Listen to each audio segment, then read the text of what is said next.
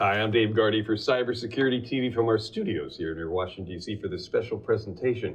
Joining me here in the studio is Dr. Sabari Gupta, who's the president and CEO of Electrosoft. Thanks for joining us, Sabari. Thank you, Dave. Good to be here. Now, we spoke to you 4 years ago about your company, Electrosoft, and since then you've been much more than doubled your annual revenue, delivering cybersecurity and IT services to federal agencies. Give us an update on what you're doing and some perspective of the federal cybersecurity trends that are shaping the services in your customer base. Sure. Over the last 4 years, in addition to delivering the cybersecurity and identity management services that we've always provided, we've also expanded our services to include enterprise IT modernization. And we've also expanded our support to a bunch of additional agencies, including the Defense Logistics Agency, the Department of Commerce, Department of Treasury, U.S. Transportation Command, and others. Excellent. So you mentioned identity and access management. Biometric solutions are increasingly being integrated into ICAM solutions. What are some of the challenges and opportunities associated with implementing these new technologies? So biometrics has been part of the federal identity arena for about 20 years now. The federal civilian government's PIV card and the Department of Defense's Common Access card, they both contain facial image biometrics, fingerprint biometrics, and they have for over 20 years now. But lately, the standards have changed so that a person can actually authenticate electronically using their facial image, meaning it's a one-on-one match, with what's on the card.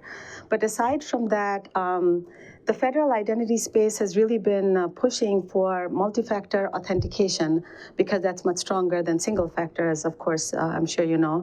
Additionally, another exciting trend or development in the identity space has been the development of what's called passkey technology.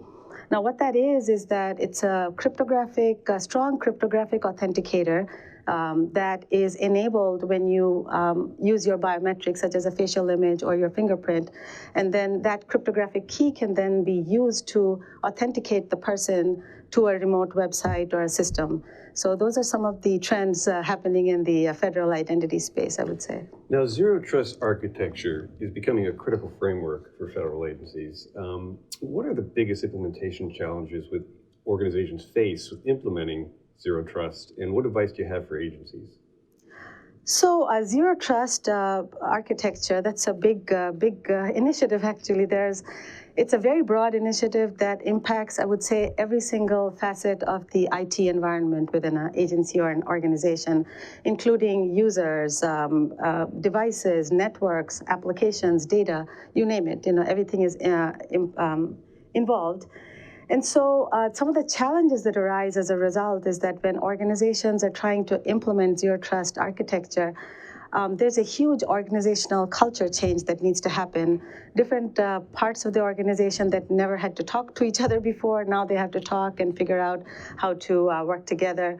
And so I'd say culture change is probably the biggest challenge in moving forward with zero trust. But despite that, many agencies are making extremely good progress on that front, and we are helping some of them as we speak. Looking ahead, what emerging threats or technologies do you see impacting federal cybersecurity, and how are you preparing to support your customer base for those? So, we haven't talked about AI and Gen AI yet. No IT conversation is ever complete without a mention of AI these days. But I have to say that I think Gen AI and AI in general, I think that is going to be going to have the biggest impact on cybersecurity in the coming years, both from a good guy perspective, meaning, what are the tools that can implement or incorporate AI techniques so that we can detect incidents or attacks sooner and respond to them in a more quick fashion. Along with the bad guys using Gen AI to cook up new and more novel attack techniques that we are not used to yet, or the tools aren't used to. So I think that's going to be a big impact. Aside from that, automation in general, so we do a lot of cybersecurity compliance work for our agencies, and a lot of that is very manual work over many days and weeks and months sometimes. So there are many technologies being evolved as we speak where it would make such compliance tasks much more automatable, and so we are definitely looking into that. I mentioned passkeys earlier. I think that has an immense, prospect for use within federal government. So that's kind of going to happen. What I also didn't mention earlier about trends is that what we see is that supply chain security is a big deal for the government, right? And so for the workforce, for the services that government procures, CMMC and vendors having to implement CMMC and show compliance, that's a big deal. And of course, we are preparing so that we are, compliant with CMMC very soon. But aside from that, you may have heard of the software bill of materials that software vendors have to, develop and provide to their customers, federal customers. And so that's a big change as well that's happening in our space. Excellent. Well, we appreciate the time you've taken today to give us an overview of what Electrosoft is doing with cybersecurity. Thank you for joining us. Thank you, Dave. We've been talking to Dr. Sabari Gupta, who is the president and CEO of a company called Electrosoft. I'm Dave Gardy for Cybersecurity TV from our studios here near Washington, D.C. Thanks for watching.